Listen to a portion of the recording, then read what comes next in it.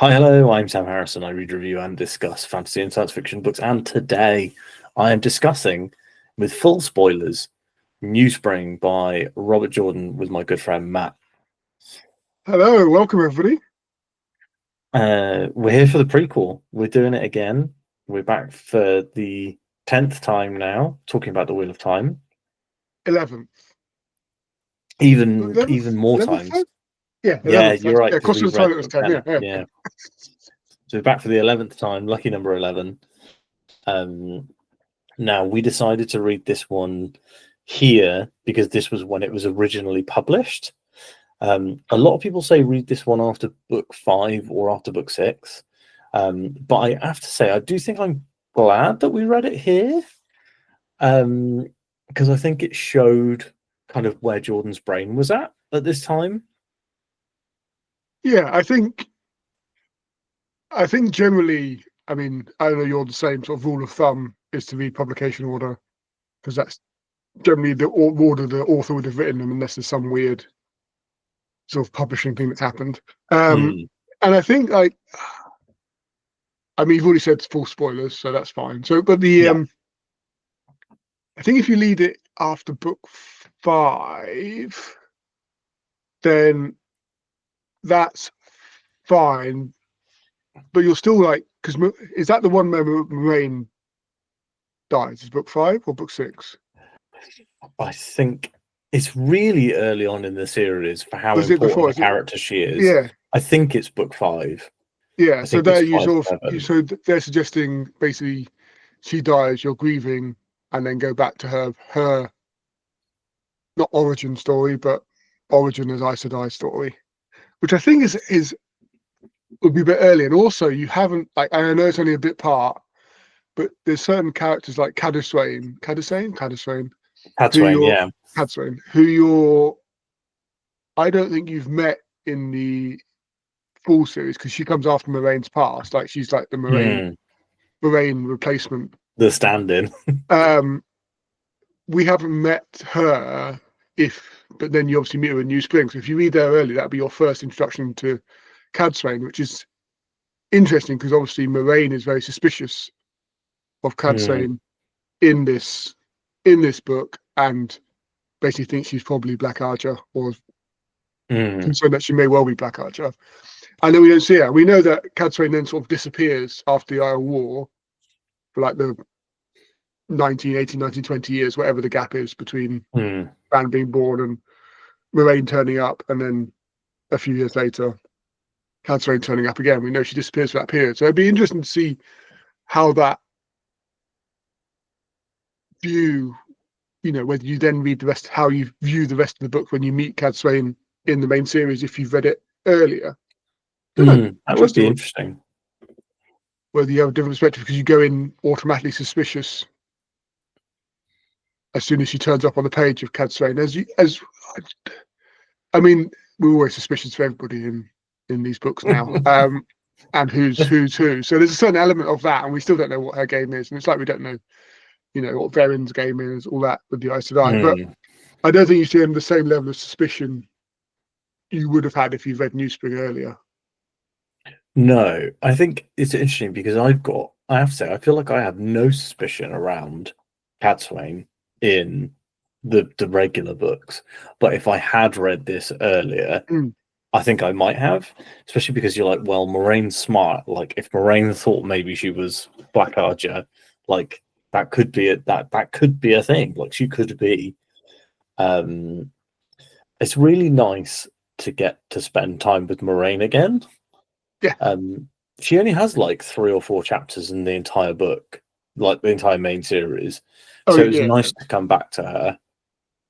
And this is definitely her book. Like, I mean, this is the majority of the point of view of this book is Moraine, and like we get is, as you say, it's nice to go back. It's also nice to go back and see other characters, other Aes Sedai, especially, who will appear later, like we mentioned Cadiswain. But obviously, you get a lot more of her sort of relationship with Swan as they're accepted, moving up to Aes Sedai, and they're, how intertwined they are and like how connected they are in their friendship, etc. And that connection that we then, we see later on in the book to a certain extent, but obviously it's a very different. The power dynamics are different at that point. Swan is the Armel seat at that point, so things have moved on. But yeah, no, it was really nice to see Moraine again, because it has been a long time. It's been 5 books of her not being about, which is long. It's long. We missed her. Yeah, I mean, like, she's now been in less books than she's she's been in less books than she's been dead in. Which is interesting, because I remember, like, when she was killed, I was like, wow, she's not dead, is she? And now I'm like coming around to maybe I'm accepting reality, and I think maybe Moraine might be dead. Yeah. I give it. I'm like 65% sure she's dead. Yeah, but then we've got but then there's that weird bit in book 9 when he's healing the male half, and Lanfear, or who we suspect is Lanfear, or I can't remember if it clearly states or not, but Lanfear seems to appear back again. So is the way back, but is it only the Dark One that can bring people back? Because obviously he does it right at the beginning in book 2 or 3 as well, with the first ones that died off there. So I don't know. I mean, it does feel fairly convincing that she is dead. I would agree with that. And I was very, same as you after book 5, I was very much of the opinion that she's coming back, because no one had died. Like, there was so much plot armor around everyone in this story, that there is no, it didn't feel like anybody would ever die. So the fact she now seems to have dead and is quite shocking. So it was lovely to come back to her and see what she was like as a mere accepted, trying to get raised to the rank of Aes Sedai in her youthful hijinks. Yeah, I really I liked a lot of the like humanizing of her, because I thought she can be a bit she can be a bit more in some of the main books. She can be quite stiff, and a lot of that comes from being Kyrian, playing the game of houses. But the thing that I quite liked about this one was it really gave us a bit of a view into her, and her relationship with Swan I thought was really good. Yeah, I think her relationship with Swan and seeing them, in their, let's say, in their youth, doing their pranks, being kids, kind of, not set it up to like this sort of. Because obviously we meet her in the Eye of the World, the first book, when she meets the Two Rivers, and she's found, the Tavern, she's found Rand, she's found Mat, she's found Perrin, and she's quite sober at that point. She's, I mean, she's been on this mission for like 20 years, avoiding the tower. Yeah, exactly. And I think that's what I liked. I liked about this book. Like, again, we've always, quite liked the politics that goes on with the Aes Sedai and what's going on with the tower, and we had a lot of that in this book. So I think if that's something you don't appreciate, you can skip over this book and it won't destroy you anything. But there's a lot of it within this book of, the politics being played, and we see that, and obviously then we see that, as you say, 20 years of basically hiding from the tower, and I suppose until Swan became the Armel seat, and then maybe there was a way more communication with the tower in that sense. But she's been solo on this mission because she can't trust others. She can't, because of what we've seen in this book. We can't trust other Aes Sedai that she meets, because who's Black Archer, who's not Black Archer, we don't know. And she's very clearly identified Black Archer and fought Black Archer in this book. So she's been having that, ongoing for the last 2 decades before we get to see her again. And obviously her relationship with Lan is obviously developed over those 20 years as well. And we never get Lan's in the main books with Moraine. We never really get Lan's viewpoint while Moraine's there. So we never really know his view. So it was also nice to get some chapters on him and his viewpoint and see a bit more of the world of his viewpoint before he became a warder. So yeah, I really like that.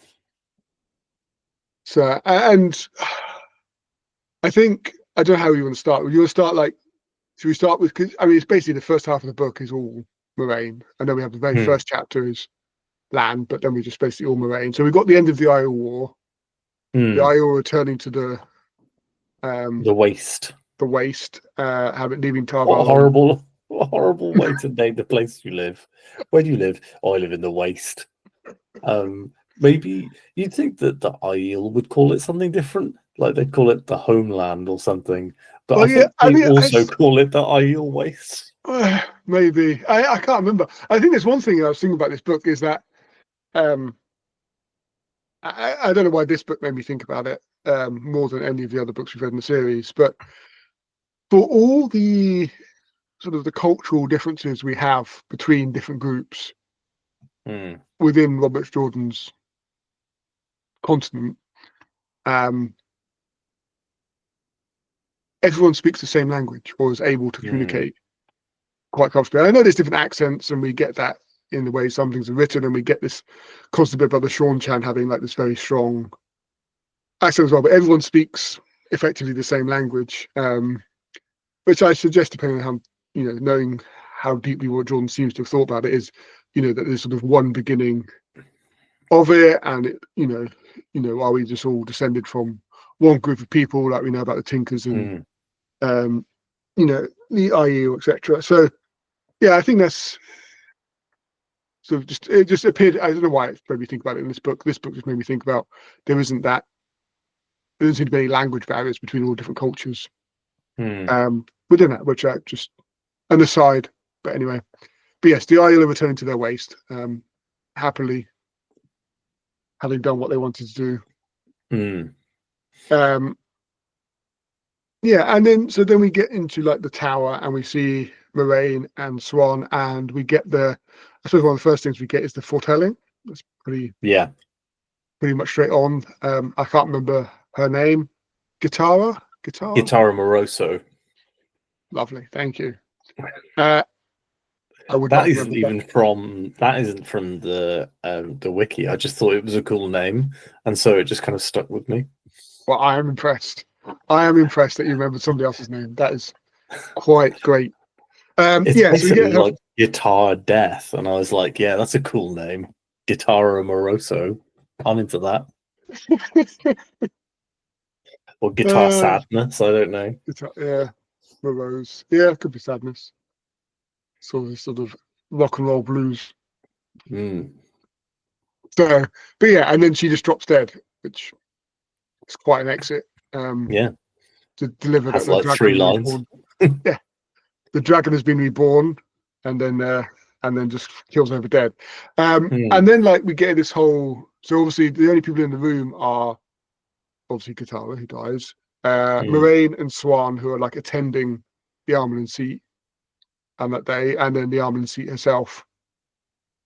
Again, can't remember her name. But she's there. So is it Tamara? Could be Tamara. Yeah, Tamara. Okay. And so then we get like this whole sort of faux development of offering all the women who've had given birth, in a set period, a reward from the White Tower for continuing the line of people. I don't know. I don't think they ever like fully explained that. So well done for continuing having sex while we're battling for our lives and bearing children. So but anyway, and they send out all the accepted out of the tower to go and sort of collect the names of all the women and where they had their child, etc., because we know from the prophecy they'll be born on Dragon Mount.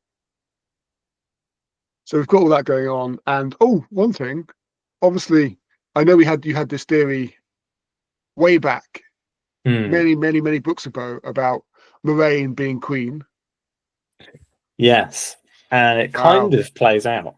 Kind of Kind plays of. out, yeah, absolutely. So I was she like, oh, was in line, Sam's going to be smiling at this point because he's vindication. though. I thought that she was going to be. I thought that she was the character who ends up being Rand's mother, the queen Yeah, who disappeared.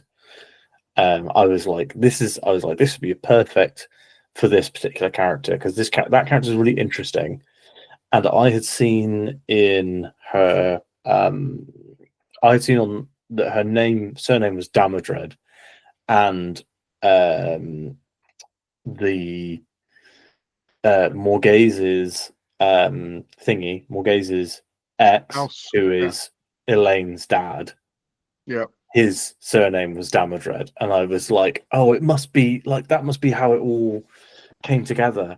And I was like, oh, Jordan, you've done it again. You've lined up all this cool stuff, and he still had lined up a lot of cool stuff. But yeah, it feels like Moraine is like Elaine's aunt, I think.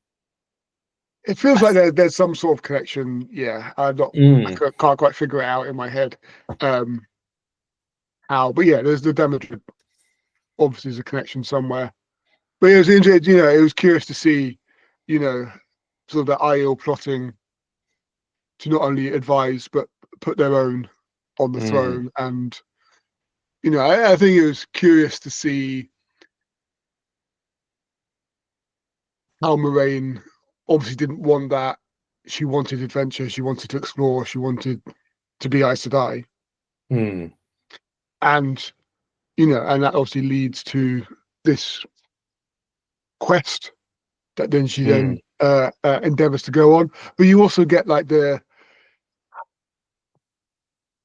privileged brat, I'm going to say, mm, that is Moraine, of being not only Aes Sedai but also being lady, a high lady of Karian, a noble woman as well. And you get sort of both sides of privilege and therefore expectation mm, um, that she applies to the world, which develops nicely. And then again, and I know we're going to reread this at some point, but I'm really curious now to go back and read the Moraine books, well, the first 4 or 5 books where she's in, and just see what her character's like and how much she has changed from mm.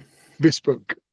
Um, I love the inner monologue from her where she's often like that. Oh, I gave a very Aes Sedai answer. She references that a lot, and I feel like she's the archetype for that kind of dialogue in the series because she's the first Aes Sedai that you see, but she's also like the most political operative that we see in the books.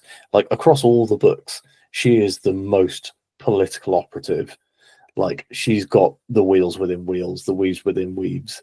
yeah, She's like absolutely nailing it on that front, and it's really interesting to see like her at the beginning of her career having some of this knowledge, and like then you look at where she is in Eye of the World. I think really like how manipulative she is, which I genuinely also think is great. I love like a complicated girl boss. yeah, no, her absolutely. And like you obviously you've got the background of her with the House of Games being brought up in that Mm, world, and she's like the bluest of blue of the mm, Archers. I think we do get more development of who she was, but there's certainly very much I got the vibe of a privileged bit of a brat mm. within It's that, and just you a can lot sort of about how much understand that. money she has, which I thought was quite funny. Yeah, and how much you have to spend on so many dresses, and if you've got a good Mm, seamstress, you have to take a bit of crap from them to get a good deal, and you can't rush these things, and all this sort of stuff that obviously Swan, who still has her classic fisherwoman comments mm, thrown out at left, right, and centre, obviously hasn't had the same privileged upbringing as mm, her sister in the White Tower. It was also good to see when they do the testing to become Aes Sedai, Yeah, I Obviously, like that. they're doing their practicing whatever else, and then we get the Elida bit, which I thought was interesting I to see mean, Elida in that format, in yeah, that place. we always knew that she sucked. It's great to have that confirmed here. Yeah, I think Elida genuinely is awful, and I think it's very funny that she's like, these children, I hate them. Like, she just goes straight in with like, I hate these children. I'm gonna bully them. Um, but also, Morghese had her in her court for all these years. Yeah, exactly. And this is why, I mean, I'm in a sense, I'd be really curious to get. I know we never will, but Elida's journey, like, Mm, because she's gone from like obviously she's Aes Sedai, she's obviously red, and we don't get a huge number of red viewpoints. We see the reds throughout. We mm, don't get a huge number of red viewpoints. But we see, she goes to Aes Sedai. Obviously, she's doing this sort of bullying tactic, but there's like a couple of lines of like she gets Elida, especially gets some sort of punishment for helping mm, them get ready for the tests and things like that. So, and then obviously she becomes Morghese's advisor and has all the political machinations of that. And then she comes back and obviously we know what happens in the later books, or up to this point, anyway, up to book 10. mm. So I'd be interested to see what her viewpoint is. But I think from the testing point of view, where they have to do 100 weaves under that sort of pressure, Yeah, I can't show really like that. anything, just got to continue going. I thought that, a fascinating test and the pressure that puts on people to do it as they're going through all these different things. And also that, again, Elida slipped something at the end about Moraine's parents, which wasn't actually, like the other Aes Sedai were like, well, that's a bit below the belt kind of thing. But so you Mm, get that as well. We get another viewpoint that Elida's a big old meanie. So we got all that, and then, but it does make me think even more that, and there's in the main stories of books, we just have Egwene just saying, well, now you're Aes Sedai and you're Aes Sedai and you're Aes Sedai, and we'll swear mm. on the rod when we get there. We're like, well, I know they're all very powerful, but actually none of you None of you have done this shown, incredibly yeah, important test that actually seems like it's probably very useful. yeah, that you can actually, control your feeling. I mean, Nynaeve would have failed more times than Mm, not. yeah. So, being that cool, calm, collected, while everything else is rushing at you. So I think, it's that. And we've also, we get, it's also interesting, we've already got the hints of, within this book, of the tower weakening, Mm, and I don't just mean Black Archer, I just mean the numbers, like there's fewer and fewer Aes Sedai, there's more empty rooms, and that, 20 years later, that is continuing to worsen. And I think there's a line in it that Cadsuane is like to Moraine that you're strong and you'll be one of the stronger mm. ones we've got. But actually, that's more because there's not We're many weak. strong. Yeah. Yeah, there's not many strong ones left. Back in my day, you'd have been strong, but probably one in the top whatever 50, 100. But now you'll probably be one of the top 10 or 20 or whatever. And that's because Mm, you're getting weaker, not because you're immensely strong. And now we're seeing actually there are stronger Aes Sedai coming mm. in this book. And We've got Nynaeve and Elaine Egwene, and there's the other Leia girl that I can't remember. Who's not a main character, but she's in it. But there's a few really powerful ones now mm. that we're finding. I thought it was quite interesting how entrenched the Black Arja were in Tar Valon in this book, because the main villain character, I say Miriam, I think, or Yeah. Marine, I can't remember how it's pronounced. She's Black Arja, but she's Tamra's Mistress of Novices, Mm-hmm.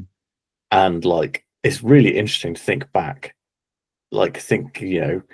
how deeply, and that's like one of the two big positions.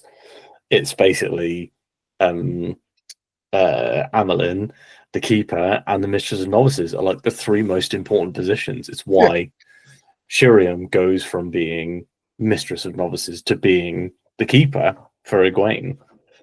And it's really interesting to see how deeply in the the Black Archer were, and obviously with the current tower, the keeper is Black Archer.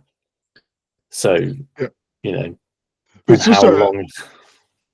yeah, absolutely. And I think from from my point of view, I was thinking about, having the mistresses novices as Black Archer, how much Mm, opportunity that gives to recruit more Black Archer or mm, identify candidates for Black Archer. If you're managing all the accepted who are becoming Aes Sedai, like that connection and that ability to start figuring out who you can turn or who you can't turn. It's such a, mm. from a recruitment point of view, it's almost a perfect position, or seems to be. Yeah, Which until suggests how Moraine deep is kills the her.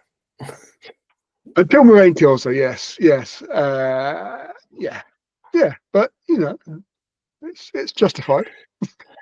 I really thought, I thought that the book was going to end with Moraine um, balefiring her, and like Moraine had secretly somehow learned balefire, because obviously she learns it between New Spring and because she uses it in either world, or I know she Mm, 100% uses it in the third book, in the Dragon Reborn, because she uses it in Tyr to kill Samael. so But I yeah, wonder I if don't. that's the first time she uses it. I have to I have a look. Yeah, I'm not sure she does. I know she obviously does a huge Trolloc fight in the Two Mm, Rivers. I'm not sure it's clear that she uses balefire. I know she's exhausted afterwards. She's been, I think, probably firing a lot of fireballs, but I'm not sure balefire is necessarily the one she's doing. mm, Um, but again, that's a long time ago. Um, but yeah, no, I think Also, obviously, we get obviously this when they're going out getting all the names, and obviously Swan and Moraine are very religious in making sure they capture all the details and trying to identify, and they create their own little books of who they need to go to speak to mm, track down the Dragon Be Reborn, because they're the only ones that accepted who know what they're looking for. But then the Armelin seat starts bringing in some of the more powerful Aes Sedai for sort of quiet conversations, and then they're disappearing off. mm. Yeah. Um, we assume to try and track down um, the Dragon Reborn, or that's sort of the assumption that Moraine makes, and then everyone starts dying Mm.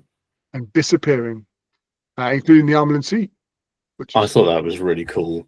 Like that they even got there and got to Tamra. yeah. But this goes back to the point that it was obviously the Black Archer were very deeply, or are deeply embedded within the White Tower, even at this point, because you say the Mistresses and Novices is Black Archer. The some of the most powerful Aes Sedai are knocked off in relatively quick order Mm. as well. Um, so the tendrils of the Dark One's power within the White Tower are seemingly quite formidable even at this point, and Mm. that leads to Moraine's extensive suspiciousness of all other Aes Sedai that she meets once she gets out of the tower and Mm. starts hunting. I think it's interesting as well that she has the twin motivation of, could this person be Black Archer, or could this person be trying to make me be Queen of Kyrian? And I really like that she had to flee the tower. I thought that was really interesting, and just a really well put together sequence of events of her having to flee the tower, also wanting to hunt down the dragon. And I thought it gave her a really interesting journey to be on. So her and Swan, I felt like they had a really strong and interesting journey to go on in this book. And it was nice to see their relationship form, because it's kind of meant to be a secret that they're friends later in the books. Yeah, But it's funny that I don't think anyone could ever have thought they were not friends, having seen them as accepted. yeah, and that's an interesting point, because obviously we do come across several Aes Sedai who we find later who are accepted in this book, but come I say, we've got Shiriam is an Shiriam, accepted yeah, in this one.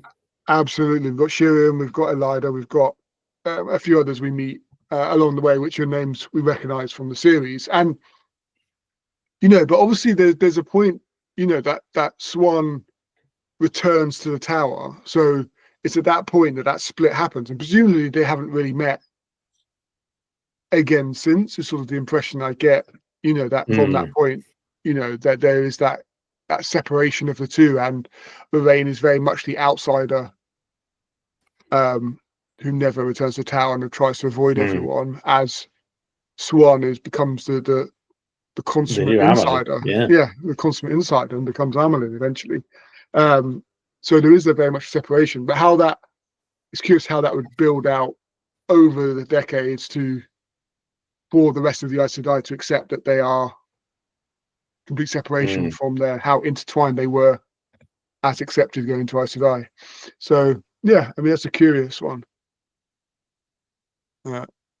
So what did you think of Lan and Moraine's meeting and their journey, their sort of first journey together into the north?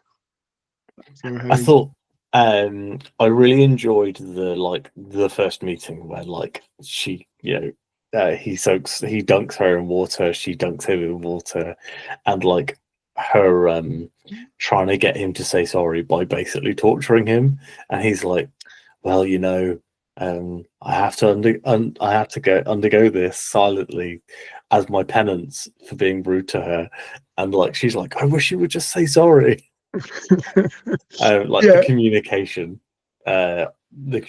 fail between the two. It was very funny.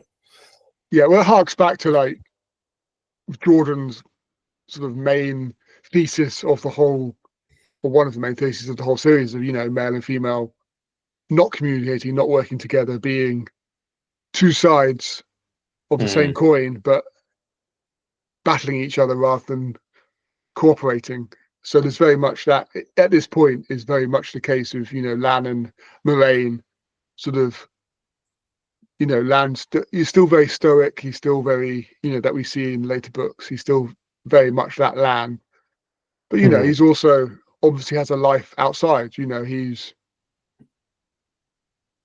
still sort of battling with being the last king of Malkiel, or not really a king, but the last heir of Malkieri royalty, and I think it was nice to have his companion again, whose name is he's like the old wizened sort of wise warrior that sort of protected Lan as an infant and sort of brought him up.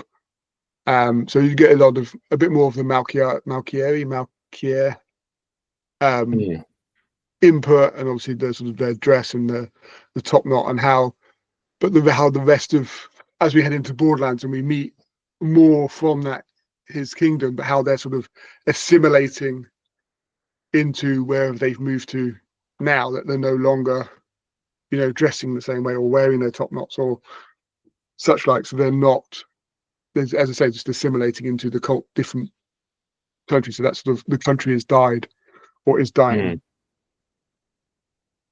So yeah, and I think that the Moraine bullying him for the power was just, again, it comes back to her being that sort of, to me, it came back to her being that sort of, pretentious brat of not getting her own way and therefore just lashing out. And it's curious because obviously she's quite young. She actually is now Aes Sedai, but she's still having that temperament of, sort of lashing out, as we sort of lose that as we get onto the main series, where she's obviously had decades of being Aes Sedai and being composed and controlling her feelings and that. So it was amusing to see them together and how that developed. But also you got the other side of Moraine is that she's not really scared of anything.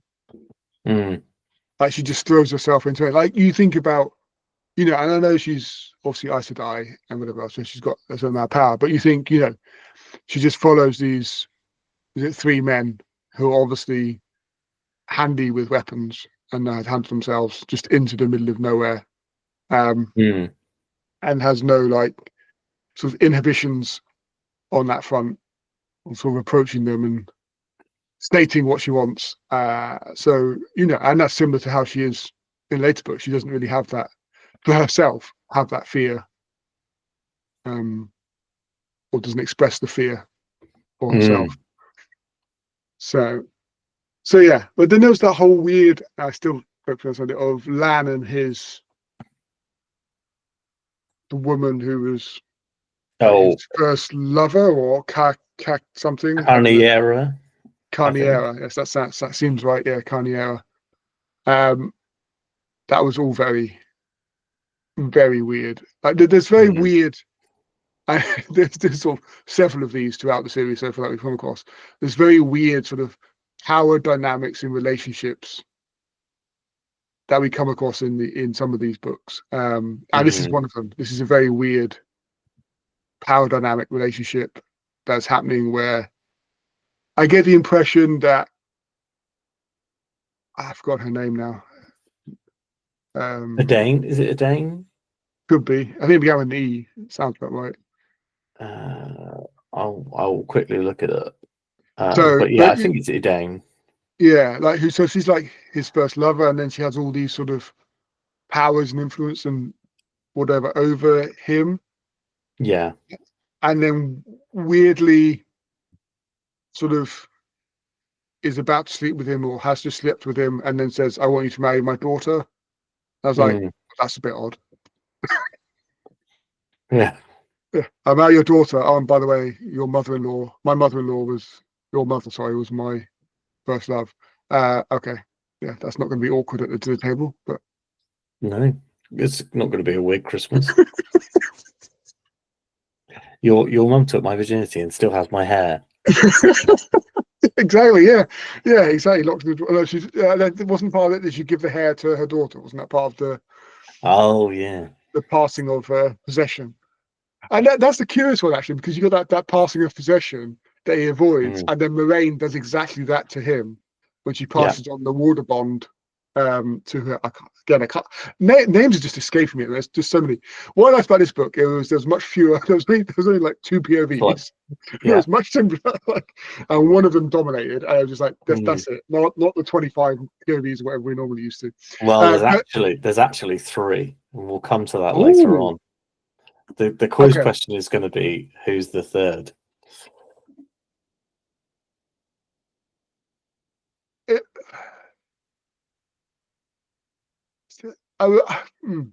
I guess, is there a Swan? You're right. It's Swan. She has 3% of the book. She has 25% of chapter 12. She is the third POV. I have no recollection of what she said or thought. Anyway, it's that I think one of the chapters where they split off. I think you get to see like 2 or 3 pages from Swan's point of view. Okay. Yeah, I wouldn't remember that, but yeah. So we still got the weird relationship, power dynamic things going on, and that was all very strange. And she wants him to become king of Malkia and ride out and fight back the dark forces and the blight and retake his place as king, but with her daughter as queen, and sort of she still wants. It seems to be more for her power than necessarily for his or for the help of the people of the Malkia. Yeah, she doesn't seem to really care about Malkia. She seems more that she cares about power. I think it's really interesting because the Malkieri, based on like some of the styles of words they use, they like Carniera. That sounds to me European, like Spanish sort of language, whereas obviously in the show, Lan is played by Daniel Henney, who's Asian, and then in most of the Borderlands characters that we have met have Asian styled names like Masima and all that, which is really interesting because I had originally thought of the Borderlands as being in Jordan's mind where the Asian people are. But it's interesting to think of like, actually, Malkieri was another country that was like past where Mm. the Borderlands is, that has been lost to the Blight, and maybe that's they were like a group of Spanish Romance language speaking style people on that other side of the Borderlands, which I thought was like a really cool like idea and thought process, because I know that the Yeah. way that Jordan builds his world is he thinks about the sort of people and cultures that we have now and how they kind of could be mapped onto this fantasy world.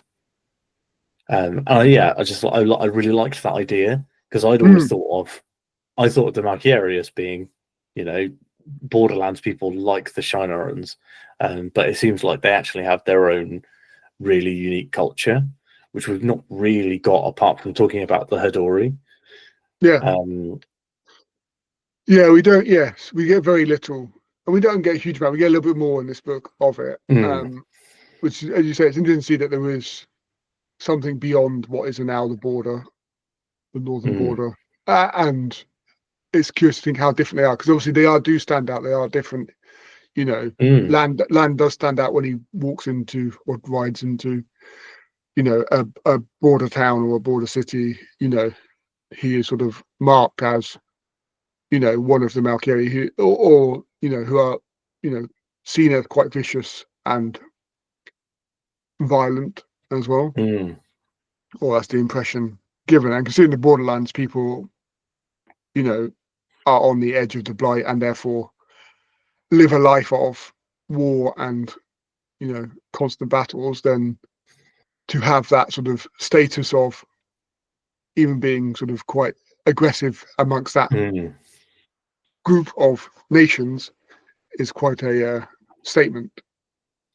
I liked the building out of the Borderlands, where Moraine was like, even even the innkeeper's wife has a knife at her belt, and she's like, you can.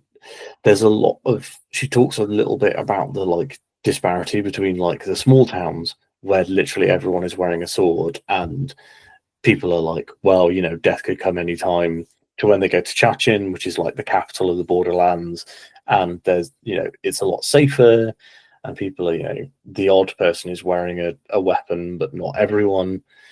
And then you get Lan's also in terms of wearing a weapon. We get from Lan's point of view, he's like, oh, it's disrespectful to wear a weapon when you meet with somebody, because he's going to meet the prince, and he's like, oh, I can't wear a weapon because it will show him that I feel like I need one to meet him, which I genuinely thought was really cool.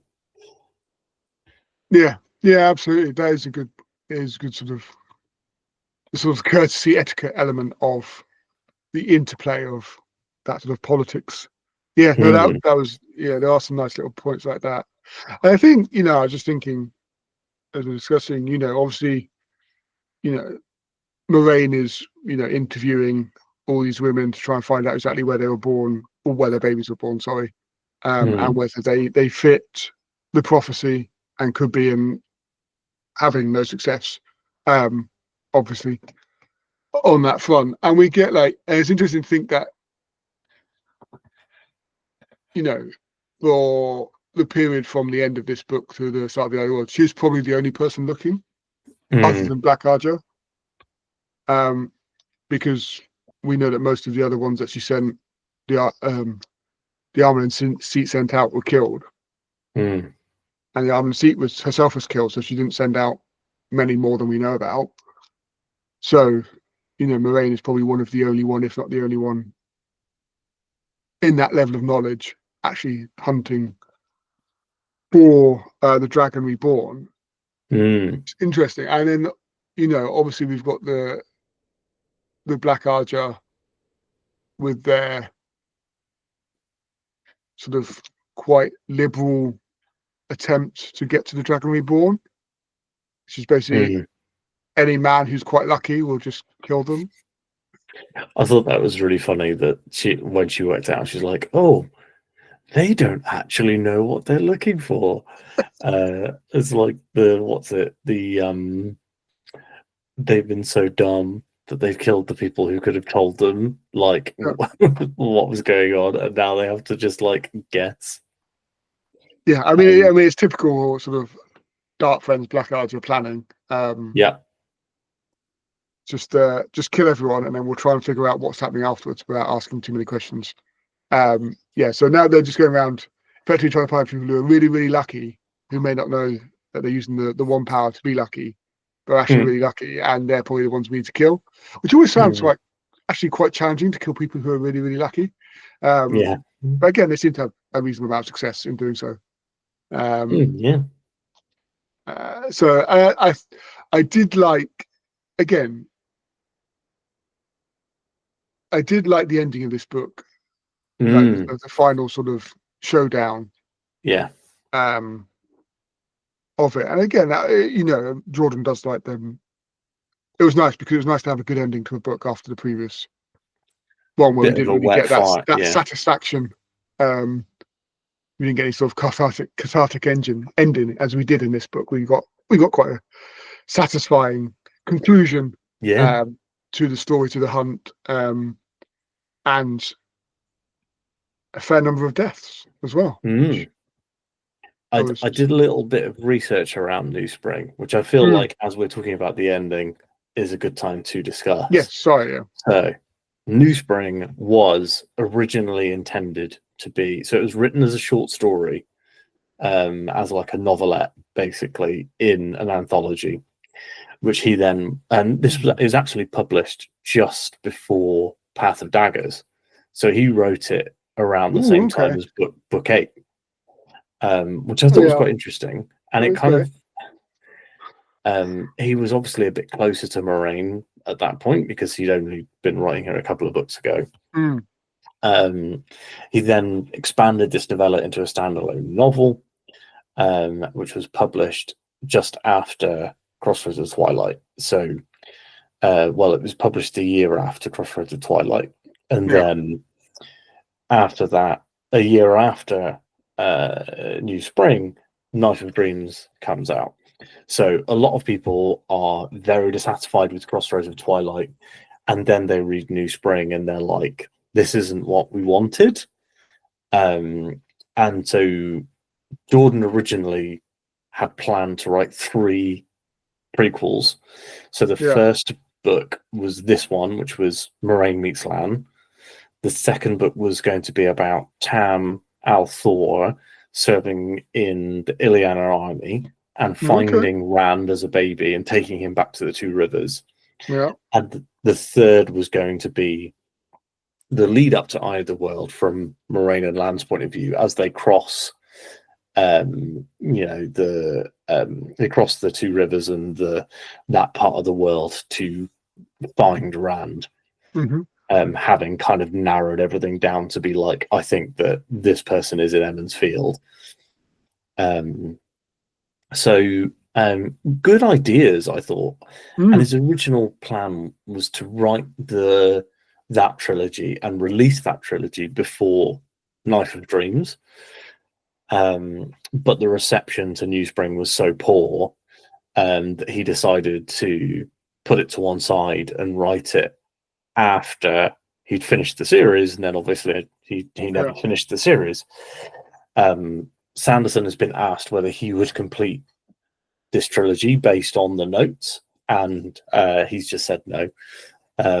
He basically was like, Harriet doesn't really want it. We don't think Robert would have wanted it.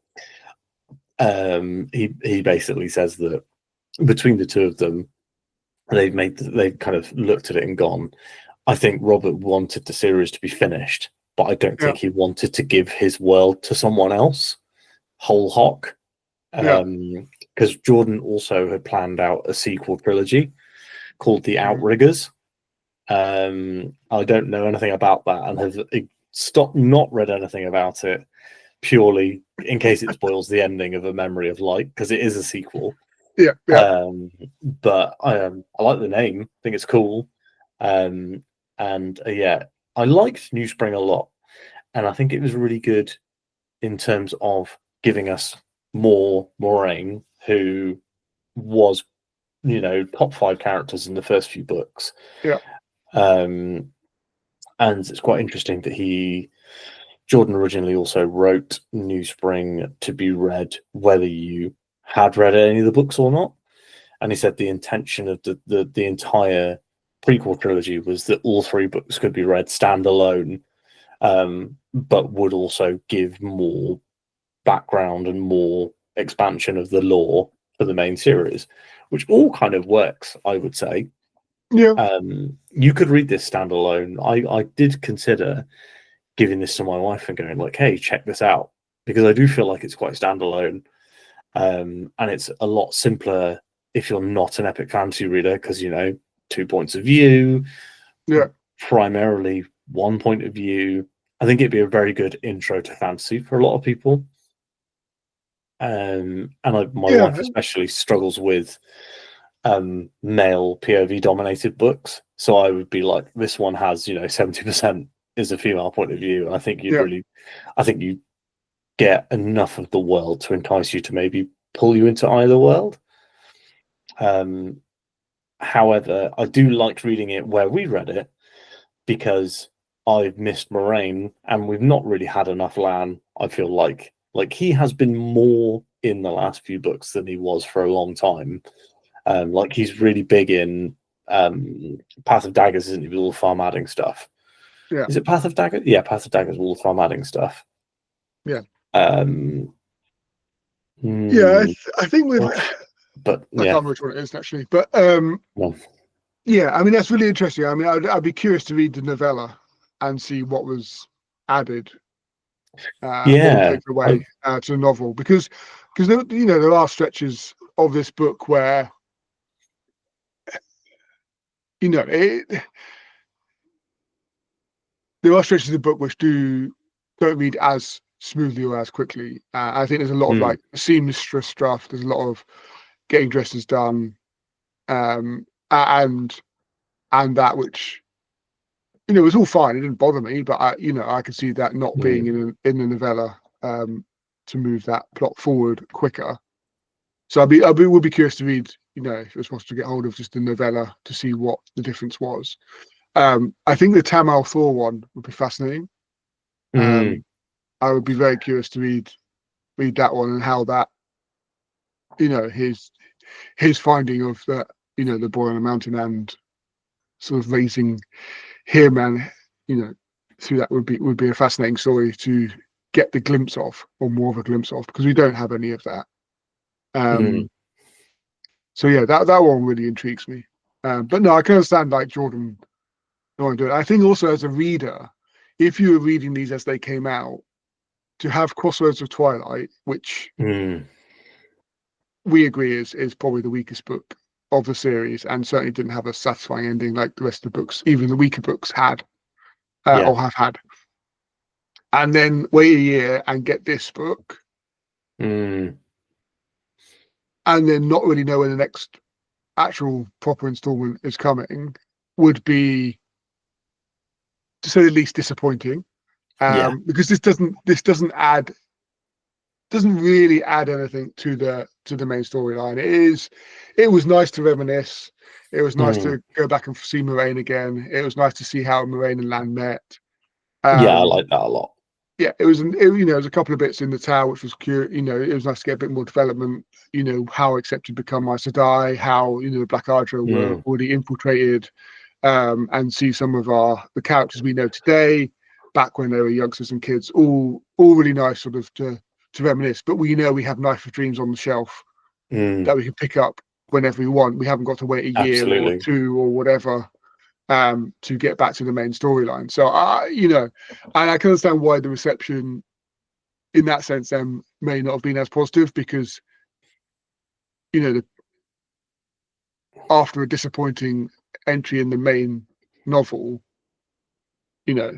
would we that you want something to pick that back up, and this wouldn't do that if you were reading it in that way. I think what would be curious to just sort of hypothesize about as well is, you think of other massive popular series that are written in the fantasy genre where they haven't been finished.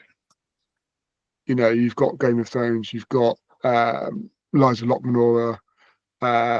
You've got, these like Scott Lynch and George R.R. Martin, who haven't been able to finish their series, and George R.R. Martin especially, who's then started writing prequels and sequels and all the other elements. It makes me wonder, like, if I know Robert Jordan had health challenges and obviously died, so that's a whole different story. But if he hadn't had those and had gone and written those 3 prequel novellas, that would have been a really long gap between Crossroads of Twilight and Knife of Dreams. That would have been like 3-4 years at least. If he was writing those 3 books in a row, maybe even 5 years plus. And it's a question of, does that then work? Does he then get back into it? Is that too long a gap from a writing point of view to come back to it if he's writing those 3 at that point? So it's just a curious thing to think about, because there's plenty of authors after such a long gap would not be able to, and doesn't have the same impact in the world. But yeah, I mean, it's an interesting thing to hypothesize about when you think about impact it has. And then you can understand getting Sanderson to finish it, but it is Robert Jordan's world, and I think Sanderson is quite respectful of that. And also, he's writing like 500 books at the moment, so he's not got that much time, and lecturing and doing whatever else he's doing. And I don't imagine he's got that much time to be writing another series of books on top of the God knows how many books he's writing every year. He's releasing a Eye of the World leather-bound edition, and I was very sad to see that it. I'm not looking to purchase leather books generally. Like, I do buy leather sometimes, but I like quite sparing. And was quite sad to see that there just isn't a cloth bound or like vegan leather option or whatever. But they say they're like, oh, we have limited resources, we would love to do it, but currently we can really only do one version, and this is what people want, which is fine. Because I did look at it and go like, oh, I would probably buy this because I love the Wheel of Time now. But I'll hold off. Though I think I might end up collecting the hardbacks one day because I'm jealous of your collection. It is nice. I do like the hardbacks. So I've got a shelf planned out where they're all going to sit once I finish them. So I look forward to that day. But we should probably get back to quickly finishing up New Spring. I've derailed us a little bit. So we've already done the most important part of the show, which is the POV quiz. And I've given you the very small amount of research that I've done. What I find New Spring to be really interesting in terms of where it's placed in the series, where he wrote it, when he wrote it, because he actually, I can't remember when. I remember reading about him being diagnosed, and I think he didn't write any of the books while he was sick, because I think he published Knife of Dreams, and then was like, oh, I'm actually pretty sick, and then very quickly after passed away. So I think he knew he was ill before Knife of Dreams came out, but not while he was writing it. So none of the books are influenced by the fact that he's going to die, which is quite interesting, because you know there are some themes of like destiny and important valid deaths and stuff in the books. Like Moraine, for example, knows she is going to die, and it's a big part of her character. Like that's why she does most of the things she does throughout those first 5 books. So she's like, well, I know I'm going to die in the fight against Lanfear in Fires of Heaven, and it's what can I get done before that point. You see a lot of that in The Shadow Rising with Rand, where she's trying to teach Rand how to be a lord and how to play the game of houses, which I did think was genuinely really interesting at the time. And I was like, oh, she knows she's going to die. Like she's trying to impart the lessons while she can, which I thought was really good. And and Rand's just like, why is she bothering me with all this information? Surely she just can wait Yeah. for a little while. She's just unloading everything on me in one go. Yeah, and it's very clear to you as the reader. You're like, well, obviously she knows from a foretelling that she's going to die, and I feel like she's hinted at it in previous books as well, that she knew from a foretelling that she did not. She knew when she was going to die. Yeah.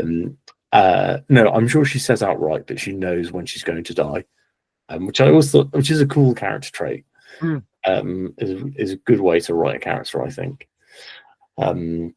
And again, I think for me the best lore stuff in this was the Malkieri stuff, and seeing the test to become Aes Sedai, because obviously none of our characters have gone through that, which I thought was, so I thought it was really interesting. And how she talks about how the oath rod is like a physical feeling for them for the first couple of years until they get used to it. I thought that was a really cool idea.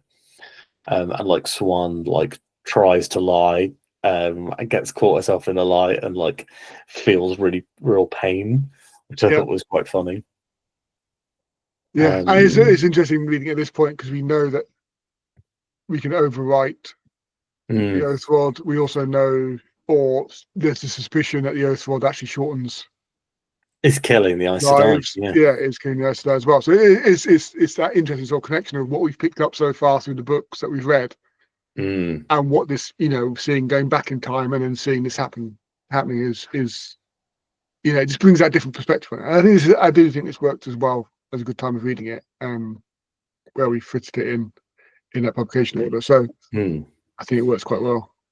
I think it's also good. Like, one of my friends has been reading this at the same rough time as us, but he's finished the series, and he had held Newspring off to be like, I want one more Robert Jordan book to read before before I'm completely done.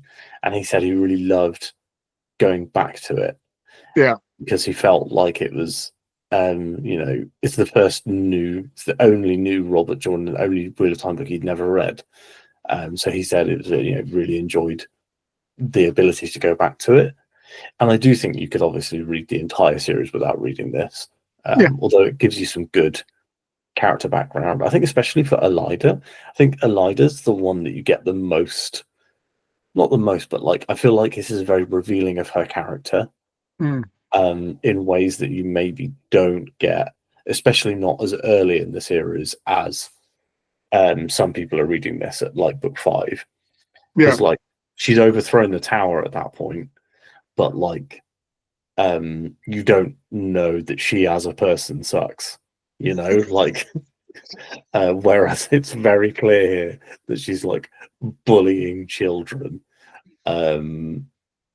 which is generally quite funny. But also interesting that Moiraine is not that old when you get to her in Eye of the World. So she's like in her 40s. Yeah. Quite interesting. Lan obviously is older than that. And I think he's not portrayed as being that old in the main series, but he is an adult in this book, right? He's like 19, 20 maybe? Yeah. Like he's an adult. I wonder if I get the impression they're both sort of 19, 20. He's definitely an adult. It's the way it's portrayed. He's definitely an adult. So they're sort of 40-ish. He's 46 apparently in Eye of the World. Yeah, so he's like 26. Bit of an age gap for him and Nynaeve. I think. I don't know. I wonder if they'd say how old Nynaeve is. I know that she's older than the others. So, but she's probably still only like late 20s, maybe now, mid-late 20s. I always get confused about how much time has actually passed in these first 10 books, but yeah, because we don't really have a Moiraine age. Because she's got the ageless face of Aes Sedai when we meet her in Eye of the World, so you can't really age her. But actually, she's actually quite young. As Aes Sedai go, she's quite a young Aes Sedai. But even with the power, and that means like Swan got the armor and seat pretty damn fast. Yeah, very young. I think they say in one of the books that she'd had Yeah, the shawl for 11 years. wow. And that I think that there was a specific thought that that they picked her because because they'd had two Amelins that had died in a row of Okay, old so get age, a young and one. so they went for a young one. And obviously, she was the most powerful Aes Sedai in the tower. Yeah. So yeah, so Nynaeve it looks like is 26 in Eye of the Yeah. World. Okay, And so he's she's probably 40, late so 20s. 20-year age gap. That's Interesting. Also, somebody had said, "Oh, because of the water bond, does he age slower?" And there was a person that replied that was like, "No, it just makes them stay healthier for longer, but Yeah. they still age the same." Which is quite Yeah, interesting. because they're not using the power, are they? It's No. so yeah, no, that's okay. Yeah, it's a bit of an age gap, but I mean, but I think Nynaeve always, I mean, other than her rash temper and her inability to control her emotions Mm, and her snarkiness, um, she's always felt older, like the matriarch of that small group of Two Rivers folk. Um, you know, obviously not old, but yeah, she's certainly the older, you know, carer, as you can mm, see it, of that group. So, you know, but yeah, no, it's interesting that Moraine and I mean, but then when Swan sort of is, you know, stilled, you know, and then they sort of their faces go back, they're quite young or yeah. relatively young. So like it's interesting how that sort of flicks back because obviously she's now like 40 or whatever Mm, in real life. But yeah, yeah, yeah. As you say, I don't think no one needs to read this book to get for the rest of the storyline, unless something happens in books 11 to 14 that is reliant on this. But I can't imagine there will be. I still think Moraine's coming back. I don't know why, but I just had the, like I said, 65% I think she's dead, but 35% of me is like, she's back, she's coming, she's going to be in Knife I of mean, Dream. that would be a hell of a reveal when that happens. If that happens. Yeah, I did think that she was that the Forsaken that was brought back, or like the like slave woman that the Forsaken had brought back. I was like, this is it. And I remember I was messaging you like, oh, she's back. They've only gone and bloody done it. And then turns out no, it's quite clearly Lanfear. Like 2 chapters later, it was revealed to be Lanfear. It was like, or like so obviously Lanfear. However, we love Moraine We do love Moraine. and Lan. I think this book gives you enough Lan to be like, oh, he's a more interesting character than he was before, which is a Yeah, shame that we don't see much of him. yeah. And I Um, think you've got like the ending, like the epilogue at the end, where obviously she bonds Lan to her, and I think it sort of obviously he's in a battle and like he's considering going back north, sort of by mm, himself, effectively on his own, and fighting sort of his own last battle. yeah. Then in the north by himself.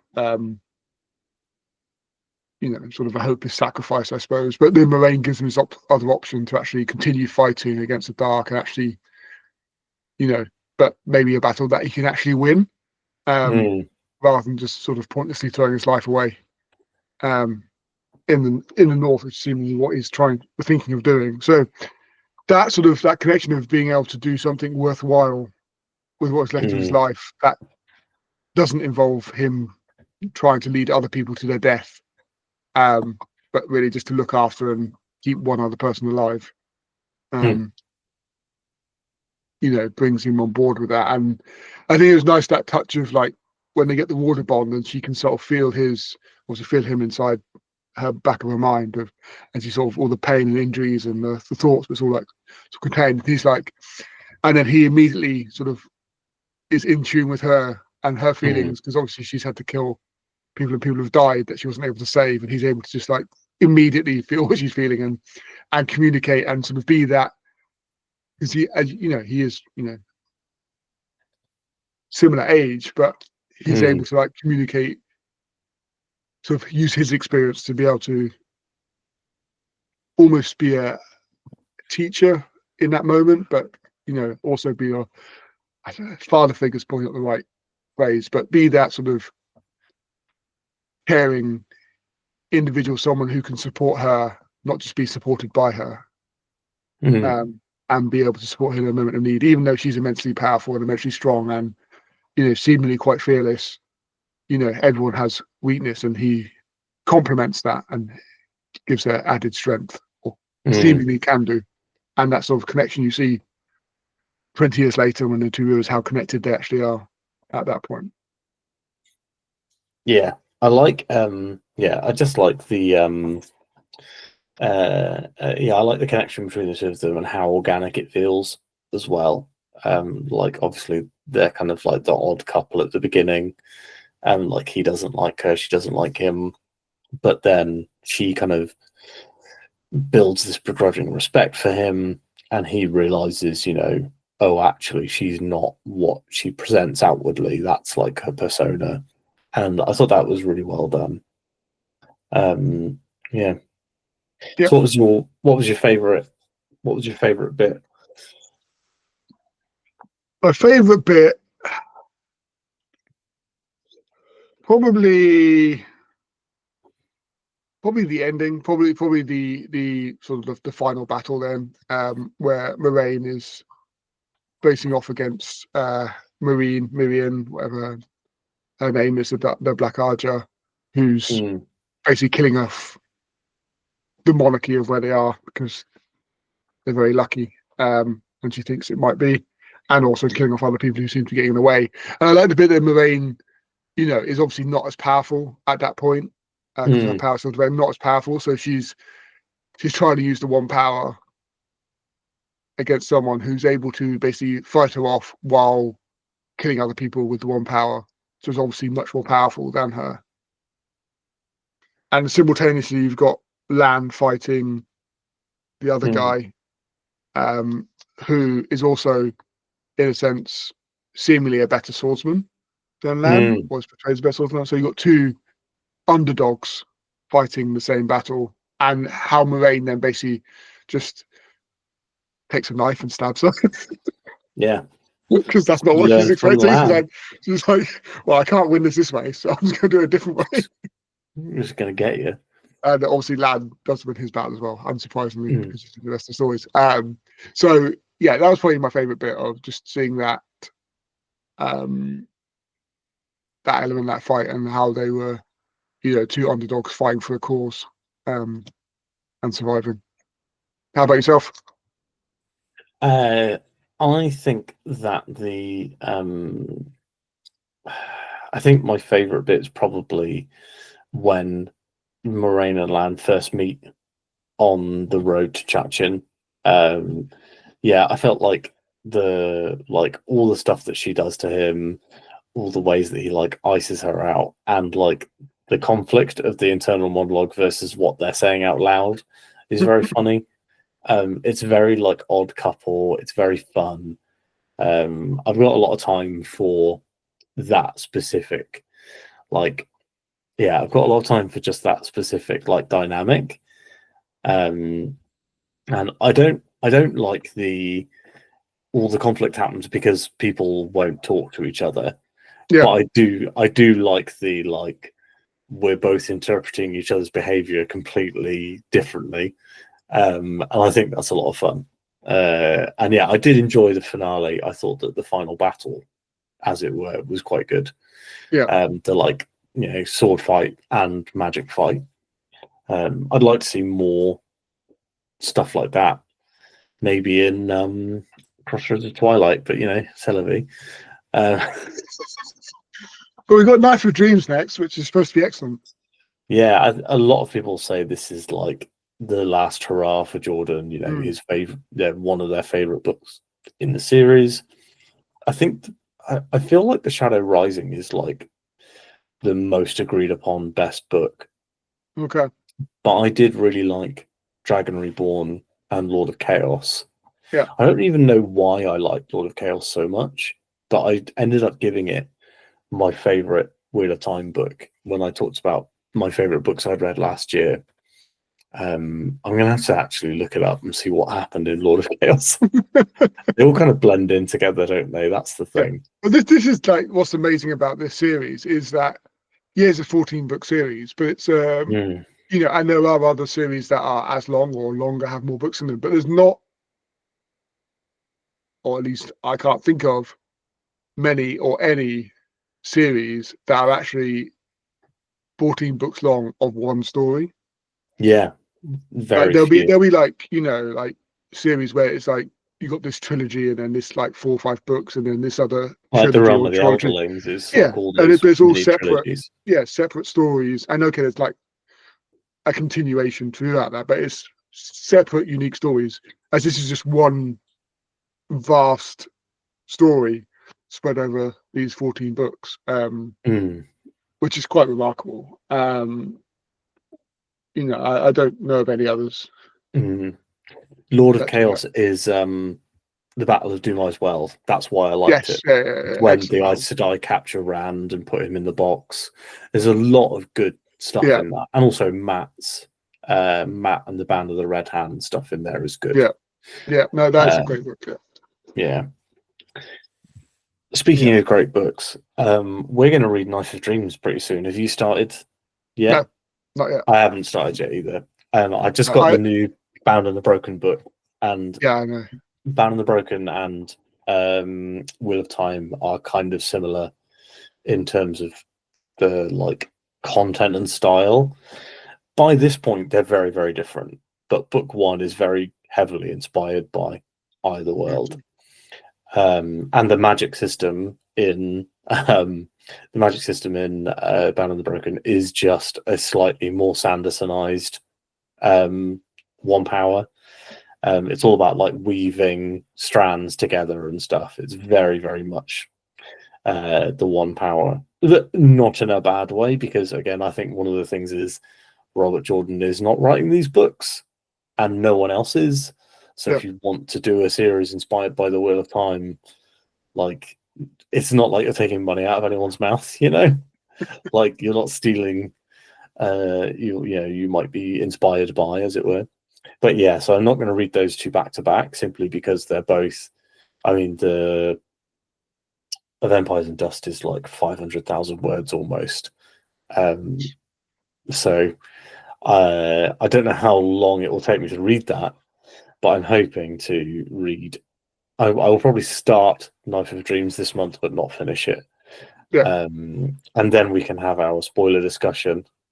I'm genuinely really hyped to get to this one because someone said to me in the comments on my review for Crossroads of Twilight, like it's basically all gas, no brakes, the entire book. Like there's no, you know, 3 chapters with about Elaine talking about her bath.